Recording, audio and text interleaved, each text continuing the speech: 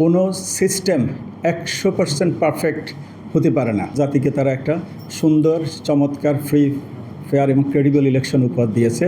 আপনারা জানেন আমাদের দীর্ঘদিন আমরা গণতন্ত্র বঞ্চিত ছিলাম, প্রলম্বিত সময় আমরা ভোট দিতে পারিনি ঠিকমতো।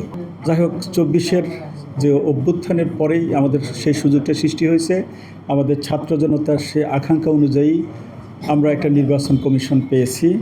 আমাদের নির্বাচন কমিশনের প্রথম একটা ইম্পর্ট্যান্ট কাজ ছিল সেই আমাদের ভোটার তালিকা সহ একটা ফ্রি, ফেয়ার, ক্রেডিবল ইলেকশন জাতিকে উপহার দেওয়া।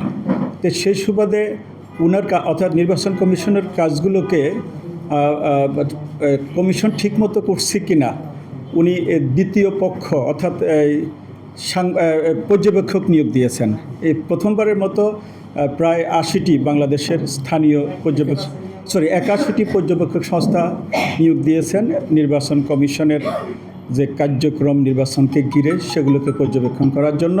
সেগুলো অর্থাৎ নির্বাচন কমিশনের যে ওয়াদা ফ্রি, ফেয়ার, ক্রেডিবল হচ্ছে কিনা সেটা স্বচ্ছতা নিশ্চিত করার জন্য।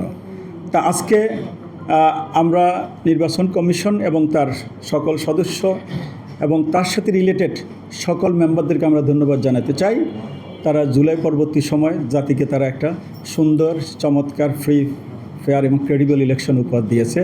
এই জন্য আমরা ধন্যবাদ জানাই নির্বাচন কমিশনকে।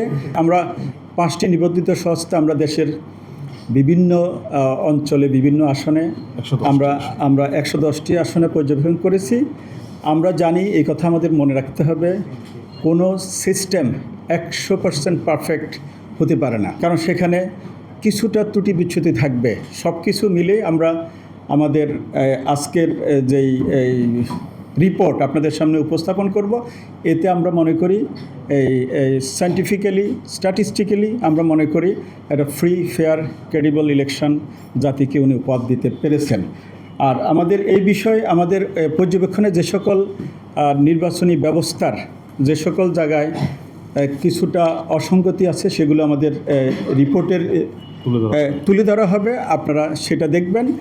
আর এর উপর ভিত্তি করে আমরা ভবিষ্যৎ যে নির্বাচন ব্যবস্থা যাতে আরও শক্তিশালী হয়, আরও স্বচ্ছ হয়, আরও সুন্দর হয়, আরও বিশ্বাসযোগ্য হয়, তাহলে সেই সুপারিশগুলো যাতে নির্বাচন কমিশন অ্যাকসেপ্ট করে সেই সুপারিশমালাগুলো আজকে আমরা দিয়ে যাব এখানে।